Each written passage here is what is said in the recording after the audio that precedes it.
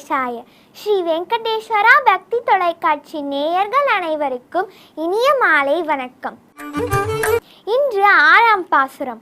புல்லும் சிலம்பினகான் புல்லரையன் கோயில் வெள்ளை விழிச்சங்கின் பேரரவம் கேட்டிலையோ. இந்த பாசுரத்தை கேட்போமா?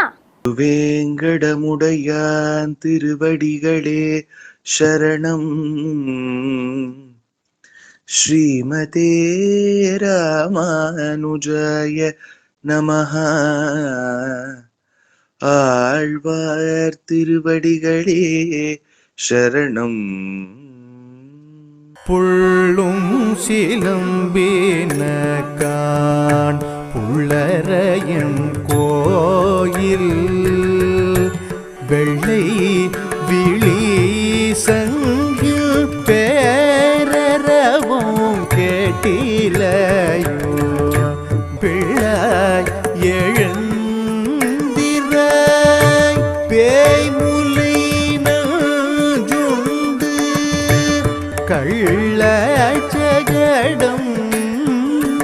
கலக்கழிய காலோச்சி வெள்ளத்தரவில் தூயில் அமர்ந்த வித்தினை உள்ளத்து கொண்டு முனிவர்களும் யோகிகளும் மெல்ல எழுந்து அறியன்ற பேரரவம் உள்ளம் புகுந்து குளிர்ந்தேலோரம் வாவார். புல்லும் சிலம்பி உள்ள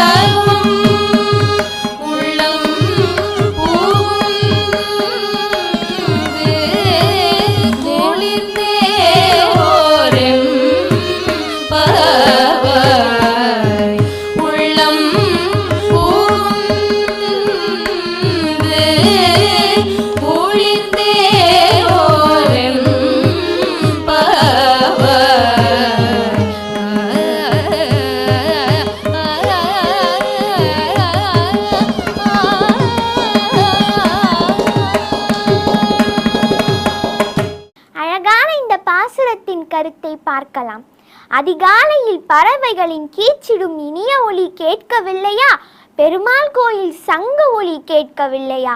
பூதகி என்னும் மரக்கியிடம் பால் குடித்து அவளை கொன்று, சகடன் என்ற அசுரனை கொன்று, கண்ணனை யோகிகளும் முனிவர்களும் ஹரி ஹரி என்று குரலுமா உனக்கு கேட்கவில்லை தோழி?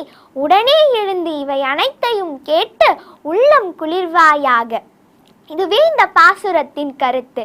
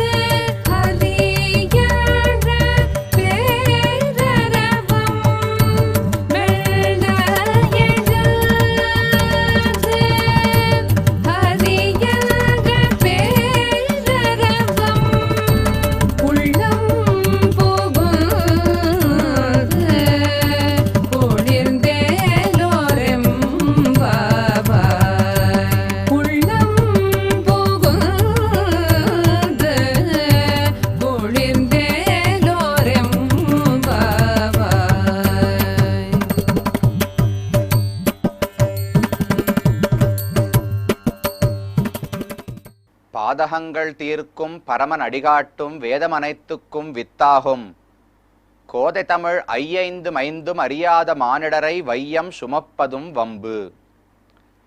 பூமி பிராட்டியின் அவதாரமான ஆண்டாள் அருளிச் செய்தது 30 பாசுரங்களை கொண்ட திருப்பாவை.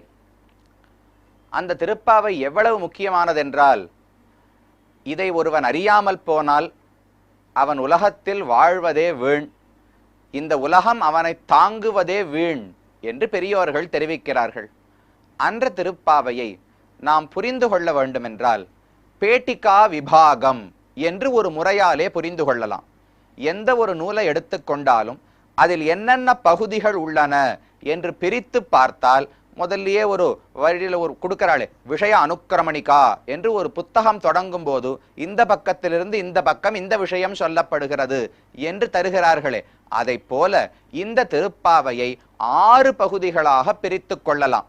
பரமன் அடிகாட்டும் வேதம் அனைத்துக்கும் வித்தாகும் கோதை தமிழ் ஐந்தும் ஐந்தும் அறியாத மானிடர் என்று பாசுரம் உள்ளது.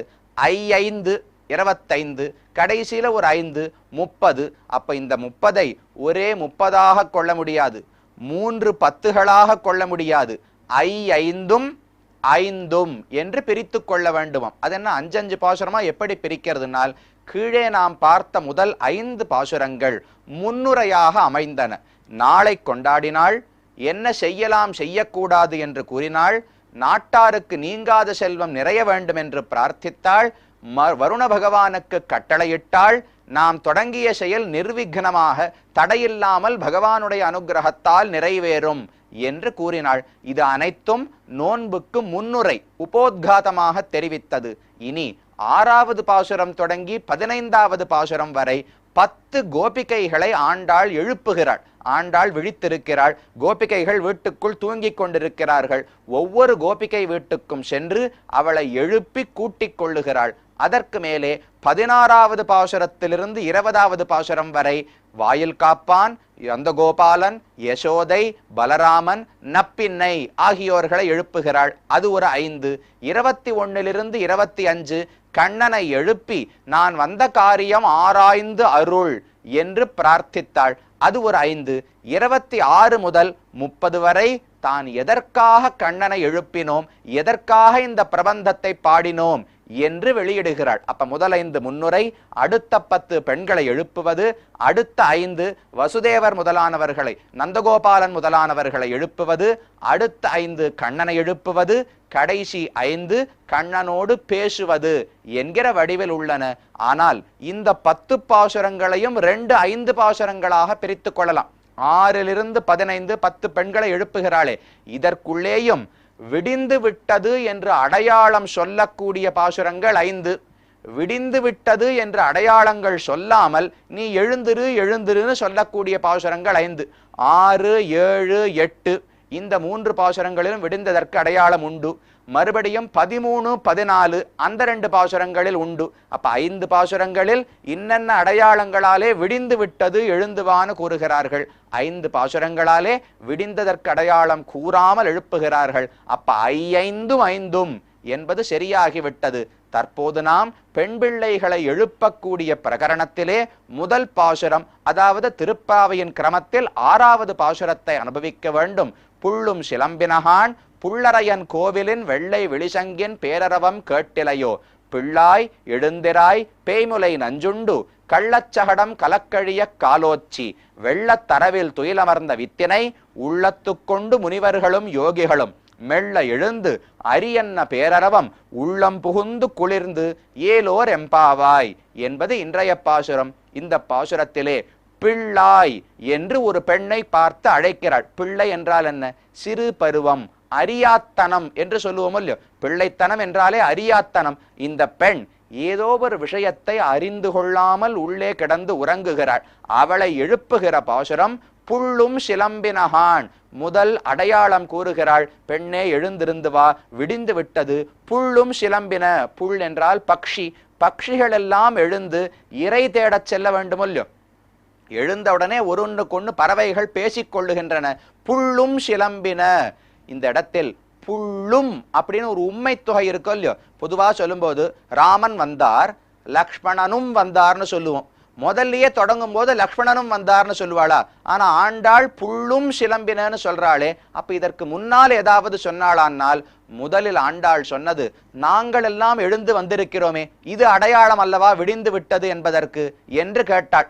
நீங்கள் தூங்கவே இல்லை, தூங்கினவர்கள் விழித்தால் தான் விடிந்து விட்டதுன்னு கொள்ளலாமே தவிர உங்களுக்கு கண்ணனை அடையும் வரை தூக்கமே கிடையாது. அப்ப நீங்கள் வந்தது விடிந்ததற்கு அடையாளம் ஆகாது என்று அந்த பெண்ணு சொன்னாள். அதனால் புள்ளும் சிலம்பின, நாங்கள் இருக்கட்டும், பறவைகள் எழுந்து கத்துகின்றன, அதனால் எழுந்திருப்பாய்னு சொல்ல அந்த பறவைகளை நீங்கள் தான் எழுப்பி இருப்பீர்கள், இது ஒப்புக்கொள்ள முடியாதது என்று கூறினாள். அடுத்து புள்ளரையன் கோயிலின் வெள்ளை விழிசங்கின் பேரரவம் கேட்டிலையோ. பெண்ணே, கோயில்களில் விஸ்வரூபம் செய்வதற்காக அவரவர்கள் சென்று சங்கத்தை ஒலி எழுப்புகிறார்களே. புல் அரையன் கோயில், புல் புல் என்றால் பக்ஷி, புல் அரையன் பக்ஷிகளுக்கு ராஜாவான கருடன், அந்த கருடனுடைய கோ சுவாமி ஸ்ரீமன் நாராயணன், அவனுடைய இல், இல் என்றால் சந்நிதி வசிக்கும் இடம். புல், புல் அரையன், புல் அரையன் கோ, புல் அரையன் கோயில். கருட பக்ஷிகளுக்கு அரசனான, கருடனுக்கு சுவாமியான நாராயணனுடைய கோவிலிலே புல்லரையன் கோயிலின் வெள்ளை விழிசங்கு வெளுத்து உள்ளது. அபாரமான சப்தத்தை எழுப்பக்கூடியது. ஊரில் இருக்கும் அனைவருக்கும் அறிவிக்க வேண்டுமே, பகவான் விஸ்வரூபம் கண்டருளுகிறார், அனைவரும் வந்து சேவிக்க வேண்டும் அறிவிக்க வேண்டுமே. அதற்காக வெள்ளை விழிசங்கின் பேரரவம் கேட்டிலையோ? அந்த சத்தம் உனக்கு கேட்கவில்லையா? நாங்கள் வந்ததை தவிர்க்கலாம், பறவைகள் எழுந்ததும் இயற்கையானதல்லன்னு சொல்லலாம். கோவில்களிலிருந்து சங்கநாதம் கேட்கிறதே, அது உனக்கு கேட்கவில்லையா என்று சொல்ல, அவர்கள் நாள் முழுவதும் சங்கத்தை ஊதுகிறார்கள், அதனால் அதையும் ஏற்க முடியாது என்று உள்ளே கிடந்த பெண் சொல்ல, பிள்ளாய் எழுந்திராய், பிள்ளையே உனக்கு இன்னும் தெரியாதா, பகவானோடு சேர்ந்தால் போரும் ஆனந்தப்பட்டு விடலாம் என்று நீ நினைத்து கொண்டிருக்கிறாய். அது போராது, பாகவதர்களோடு சேர வேண்டும். பகவானோடு எப்போதும் சேர முடியுமா?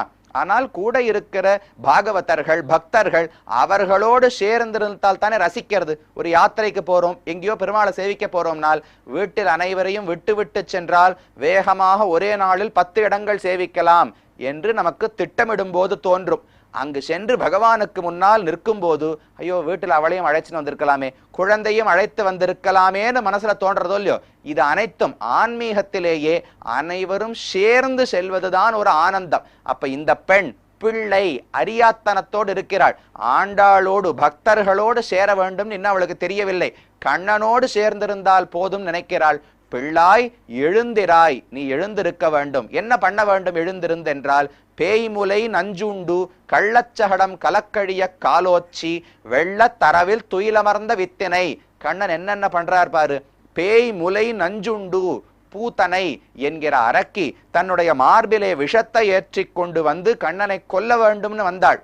கண்ணனுக்கு ஒரே ஆனந்தம். தனக்குன்னு ஏதான ஒரு விஷயத்தை கொடுத்தால் கண்ணனுக்கு ரொம்ப பிடிக்கும். இதை நீயும் வச்சுக்கோ, மற்ற குழந்தைகளுக்கும் கொடுக்கிறேன்னு சொன்னா பிடிக்காதான்.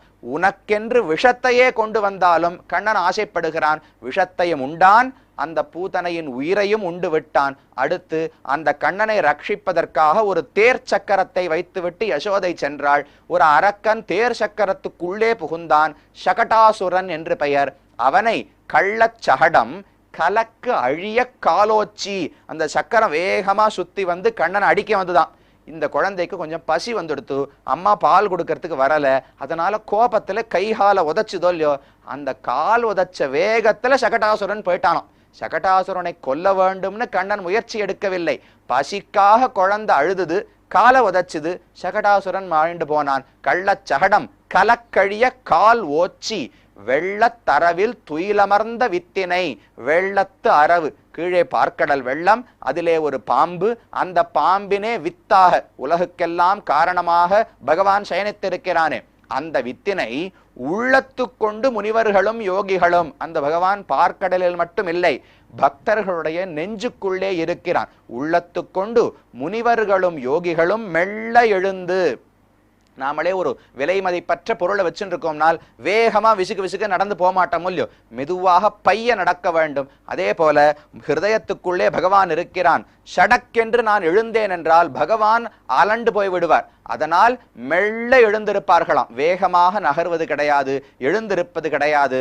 மெல்ல எழுந்து அரியன்ற பேரரவம், எழுந்த உடனே ஹரி ஹரி ஹரி ஹரி ஹரி ஹரி ஹரி என்று 7 முறை ஹரியினுடைய பெயரை சொல்ல வேண்டும் என்று பெரியோர்கள் தெரிவிக்கிறார்கள். அந்த பெயரை சொன்னாலே ஹரிர் ஹரதி பாபானி, நம்முடைய பாபங்கள் அனைத்தும் பறிக்கப்படுகின்றன, காணாமல் போய்விடுகின்றன.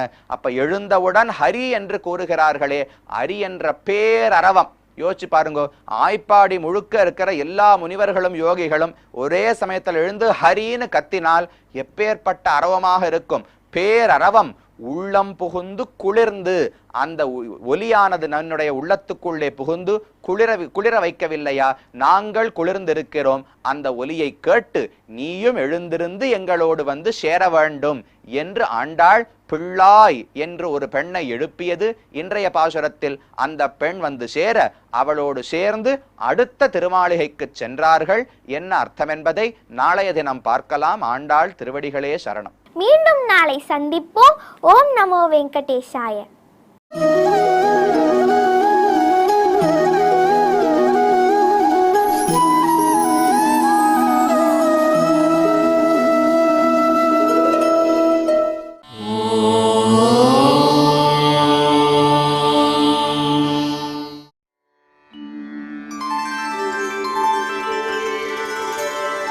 विना वेङ्कटेशं